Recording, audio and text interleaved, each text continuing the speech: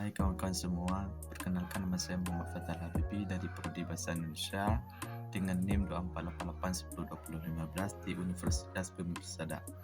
Saya hari ini ingin menjelaskan tentang proses lahir Pancasila, BPUPKI, Piagam Jakarta, dan PPKI.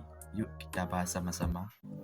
Halo semua, hari ini saya ingin menjelaskan tentang proses lahir Pancasila sebagai dasar negara Indonesia mulai dari sidang BPUPKI, Piagam Jakarta hingga pengesahan oleh PPKI. Yuk kita bahas sama-sama secara singkat tapi lengkap. Sidang BPUPKI, Badan Penyelidik Usaha-usaha Persiapan Kemerdekaan Indonesia. BPUPKI dibentuk oleh Jepang pada 29 April 1945 bertujuan untuk mempersiapkan kemerdekaan Indonesia. Sidang pertamanya dilaksanakan pada tanggal 29 Mei 1 Juni 1945 membahas dasar negara. Dalam sidang ini muncul 3 tokoh utama dengan gagasan berbeda. Muhammad Jamil mengusulkan dasar kebangsaan, kemanusiaan, ketuhanan, kerakyatan, dan kesejahteraan rakyat. Suhartomo menekankan negara integralistik yang menyatukan kepentingan individu dan negara. Soekarno pada 1 Juni 1945 mengusulkan konsep dasar negara yang beri nama Pancasila. 1. Kebangsaan Indonesia. 2. Internasionalisme atau perikemanusiaan. 3. Mufakat atau demokrasi. 4. Kesejahteraan sosial. 5. Ketuhanan yang berkebudayaan.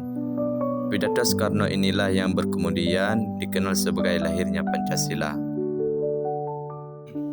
Panitia 9 dan Piagam Jakarta. Setelah sidang pertama BPUPKI dibentuk Panitia 9 pada 22 Juni 1945 untuk menyusun naskah dasar negara.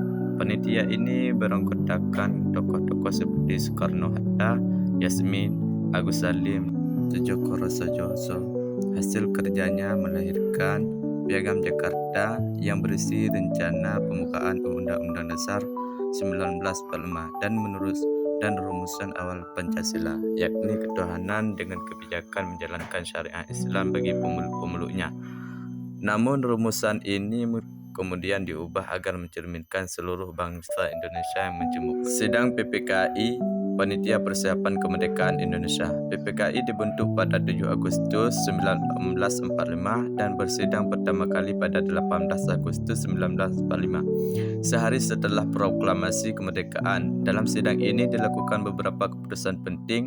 1. Mengesahkan Undang-Undang Dasar 1945 dengan pembukaan yang membuat rumusan final Pancasila.